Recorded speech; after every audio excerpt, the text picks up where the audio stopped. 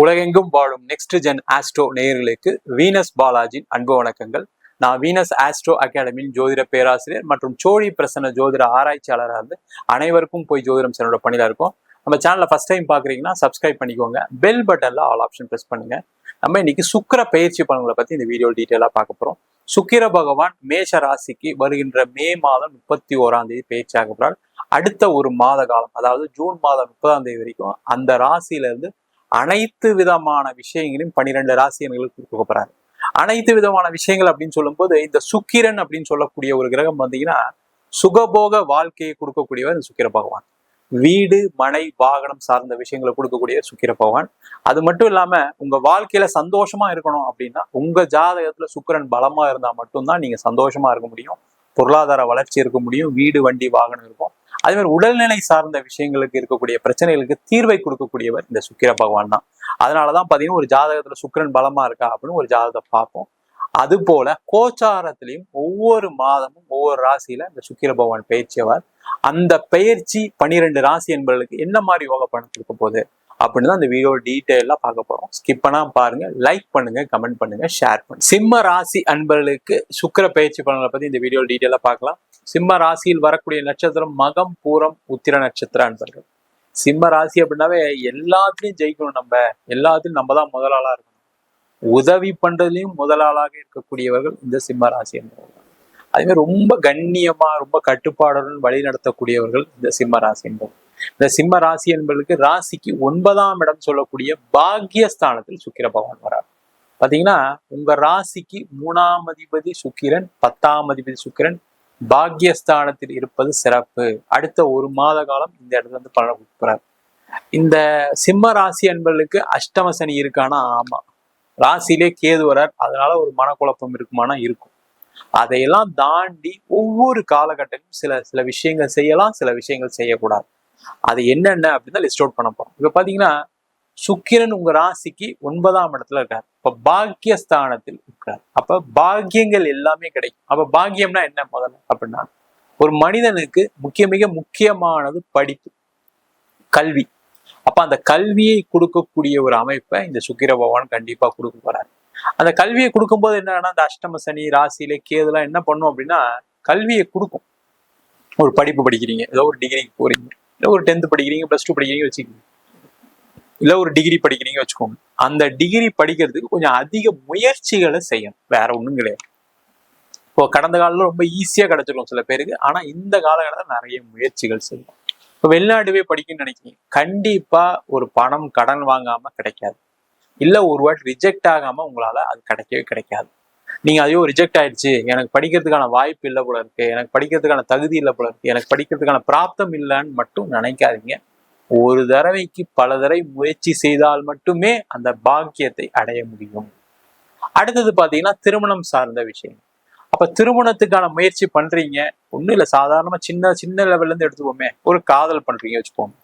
அந்த காதல் சக்சஸ் அடையுமான்னு கேட்டா சக்சஸ் அடைஞ்சிரும். ஆனா அதுக்கப்புறம் சில சண்டைகள் பிரச்சனைகள்லாம் வரும். சில நேரத்துல பிரேக்கப் வரைக்கும் போறதுக்கான சான்சஸ்லாம் இருக்கு.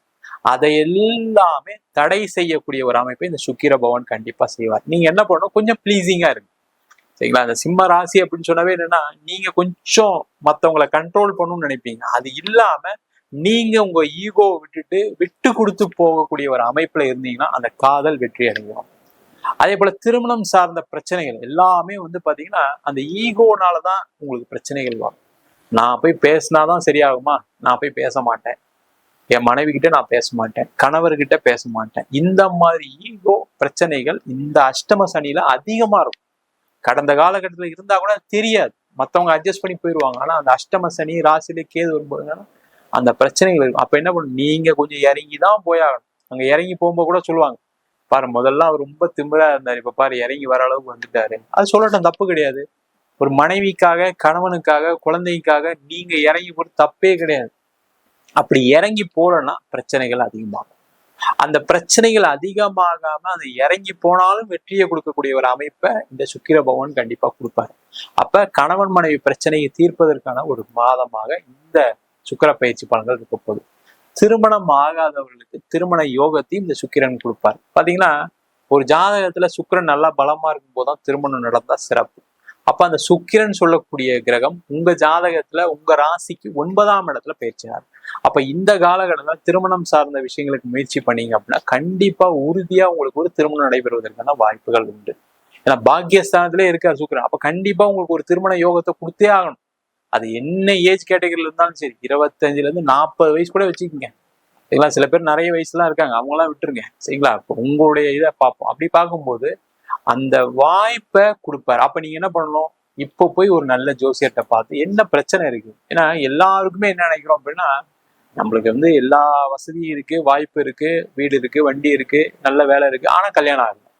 ஏன் நடக்கல அப்படின்னா உங்க ஜாதகத்துல இருக்கக்கூடிய தோஷங்கள், அந்த தோஷங்கள்லாம் நிவர்த்தி ஆகக்கூடிய, தோஷங்கள்லாம் கண்ணில் காட்டக்கூடிய ஒரு அமைப்பை இந்த அஷ்டம சனியில எப்பவுமே நடக்கும். ஏன்னா 4 பேர் கல்யாணம் ஆகும்போது 4 பேர் சொல்லுவாங்க, என்னப்பா உன் பையனுக்கு மட்டும் கல்யாணம் ஆகல, உன் பொண்ணுக்கு மட்டும் கல்யாணம் ஆயிடுச்சு, ஊர்ல இருக்க பசங்களாம் கல்யாணம் ஆயிடுச்சு, பார்த்த பொண்ணுக்கெல்லாம் கல்யாணம் ஆயிடுது, பார்த்த பசங்கெல்லாம் கல்யாணம் ஆயிடுது, உனக்கு மட்டும் உன் பையனுக்கு மட்டும் கல்யாணம் ஆகலன்னு சொல்லும் போதுதான் நீங்க அதிகமான முயற்சிகளை எடுப்பீங்க. அந்த மாதிரி முயற்சிகள் எடுத்து உங்கள் ஜாதகத்துல கூடிய பிரச்சனைகளை பார்த்து தீர்த்து கொள்வதற்கான ஒரு நேரம். அது பரிகாரங்களா இருக்கலாம், வழிபாடா இருக்கலாம், அதெல்லாம் செய்யும். அதே போல இடம், வண்டி, வாகனம் சார்ந்த விஷயங்கள்ல மிகப்பெரிய ஒரு வாய்ப்புகளை கொடுக்கக்கூடிய ஒரு அமைப்பை இந்த சுக்கிர பகவான் கொடுப்பாரு. அப்ப இடம் விற்கலாமா? சார் இடம் விற்கலாம். வீடு விற்கலாமா? வீடு விற்கலாம். ஆனா நீங்க எதிர்பார்த்த விலைக்கு போகாது. அதை மட்டும் நான் வச்சுக்கோங்க. ரொம்ப முக்கியம் அதுதான். சார் சுக்கிரன் நல்லா இருக்குன்னு சொல்றீங்க, இது மட்டும் நடக்காது. ஏன்னா உங்க ராசியிலே கேது பகவான் இருக்காரு. அப்ப ஏதோ ஒரு மன உளைச்சல் கொடுத்துதான் ஆகணும். ஒரு அஷ்டம சனி வேற, ஏதோ ஒரு கஷ்டத்தை கொடுத்துதான் ஆகணும். அப்ப நீங்க எதிர்பார்த்த ரேட்டு கிடைக்காதுன்ற ஒரு மைண்ட் செட் பண்ணிருங்க. அப்ப நீங்க போய் பேசும்போது என்ன ஆகும்? நீங்க ஒரு உதாரணத்துக்கு ஒரு 5 லட்சம் ஒரு இடம் சொல்றீங்க, வர்றவங்க என்ன பண்ணுவாங்க? 4 லட்சத்துக்கு கொடுங்க. ஐயோ எனக்கு 1 லட்சம் லாஸ் ஆகுது, இந்த 1 லட்சம் லாஸ் ஆகுதுன்னா எனக்கு எப்படி விற்கிறது, என் கடனை எப்படி தீர்க்கிறதுலாம் யோசிப்பீங்க. அதை யோசிக்காம கொஞ்சம் ஓரளவுக்கு அட்ஜஸ்ட் பண்ணி அதை வித்துட்டு அதுல இருந்து வெளில வர்றதுக்கான ஒரு வாய்ப்பை ஏற்படுத்திக்கங்க. அதனால உங்களுடைய மிகப்பெரிய கடன் குறையலாம். 4 பேர் சொல்லலாம், ஐயோ நீ இடம்லாம் வச்சிருந்த வித்துட்டியப்பா, கார்லாம் வித்துட்டியப்பான்னு சொல்லலாம். அதை பத்தி கவலைப்படாதீங்க. உங்க பிரச்சனையை தீர்ப்பதற்கான வழியை பாருங்க. கொஞ்சம் கௌரவம் பார்க்காதீங்க, ரொம்ப முக்கியம். இந்த சிம்ம ராசிக்கு என்னன்னா 4 பேர் ஏதாவது சொல்லுவாங்களோ அப்படின்னு ஒரு எண்ணம் இருக்கும். அது மாதிரி இல்லாம அதை யோசிச்சீங்கன்னா சிறப்பா கொடுக்கக்கூடிய ஒரு அமைப்பு. இந்த 9ஆம் இடத்துல கூடிய சுக்கிர பகவான் என்ன பண்ணுவாருன்னா வெளிநாடு சம்பந்தமான அனைத்து விதமான பாக்கியங்களும் கொடுப்பாரு. அதை எந்த டவுட்டும் கிடையாது. போய் படிக்கிறது, வெளிநாட்டிலேயே படிச்சு வேலை இல்லாம இருக்கீங்கன்னா வேலை வாய்ப்பு கிடைச்சிடும். ஆனா என்ன, எதிர்பார்த்த நீங்க சம்பளம் கிடைக்காது, எதிர்பார்த்த உங்களுக்கான அந்த நீங்க படிச்சதுக்கான ஒரு வேலை கிடைக்காம கூட இருக்கலாம்.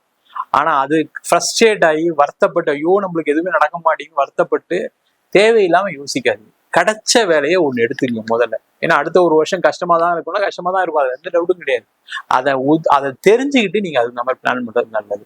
அதே மாதிரி வெளிநாட்டுல இருக்கீங்க, வேலை போகுது அப்படின்னா கண்டிப்பா உடனே மாறிடுங்க. வேலையில பிரச்சனை இருக்கு, ஆபீஸ தொல்லை பண்றாங்க, ஏதாவது ஒரு பிரச்சனை மேல பிரச்சனை வந்துட்டு கண்டிப்பா வேலை மாற்றம் பண்ணிருங்க. ஐயோ இல்ல எனக்கு இதுதான் சம்பளம், எனக்கு இதுதான் வேலை, நான் இங்கதான் வேலை பார்க்கணும், என் ஒய்ஃப் இருக்காங்க, குழந்தைங்க இருக்காங்க, நான் இங்க செட்டில் ஆயிட்டேன், அந்த மாதிரி யோசிக்காதீங்க.